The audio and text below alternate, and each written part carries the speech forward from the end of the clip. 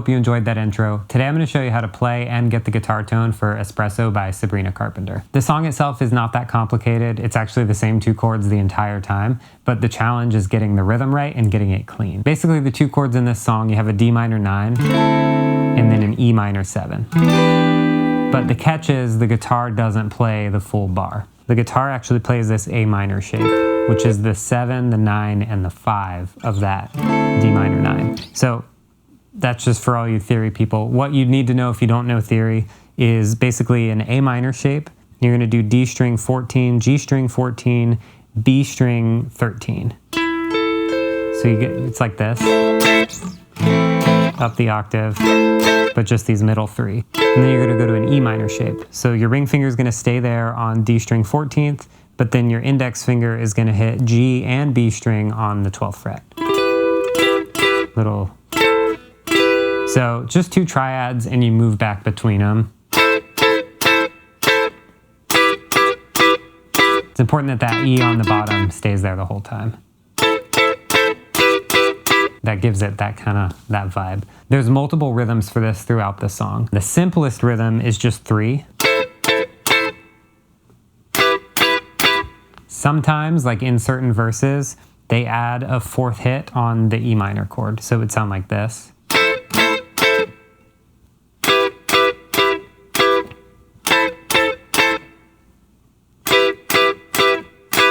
And then the most complicated, the busiest way, is 4 hits on each chord. And then there's a special slide on the second chord. So check this out. First time it doesn't do the slide. Second time, does a little slide up. So I'm just taking that E minor and just sliding it on up the neck. And that only happens kind of at the end of the phrase. So just listen to the track. It's kind of hard to pick out, but anytime it's the end of a phrase and it's going somewhere else and it's that full intensity part, it does that. As far as the tones, it's a really basic clean amp sound. I'm using a little bit of compression into a Princeton style clean, no breakup at all. And then as far as effects go, I have a really slow chorus to make it sound like it's double tracked, because in the original recording it is double tracked and there's not two of me. And then I also added a room reverb to give it just a little bit of space, but you definitely don't want to drown it out or make it too reverby. It's important to note I'm using a Fender Telecaster on the neck pickup. So if you have a single coil like a Strat or a Telecaster, definitely use it on the neck. If not, grab whatever you have that has a kind of glassy, round, fat sounding neck pickup. You can probably get away with humbuckers, you'll just need to brighten up your amp a little bit. So here is clean without that slow chorus. You'd hear just a bit of reverb. It's a room reverb if you want to be specific. And then here's the slow chorus.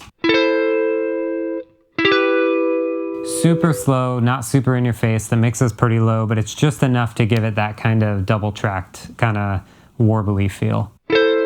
And then the only other thing I do as I play this song is I actually roll my tone knob down. There's parts in the song where the highs are filtered off the guitar, and you can replicate that by rolling down your tone knob. So especially at the beginning of the song, it starts more like this. And then it rolls up.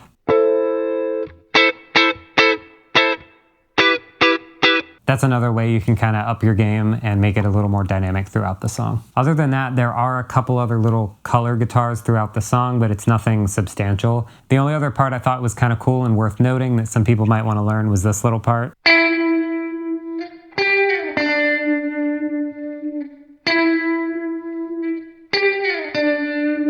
That basically doubles parts of what that synth line is doing. You can hear it definitely in the intro and some other times throughout the song. So if you get bored of the chords and want to do that line, you can do it. I play this all on the G string so I can kind of slide it around and make it feel lazy. But you're going to start with G string 9th fret and then go up to 12th fret and slide down to 7th. 2, 3, 4, 1, 2, 3. So again, that's 1, 2, 3, 4, 1, 2, 3.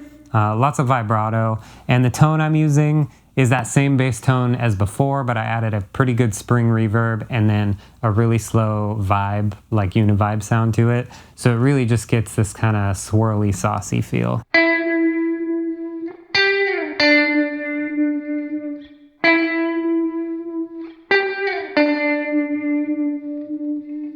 So those are the main parts for Espresso by Sabrina Carpenter. I'd recommend you learn those rhythms and chord shapes and then just go listen to the original and figure out exactly when the things happen. But you could get away with just playing the same rhythm, the same sounds through most of the song.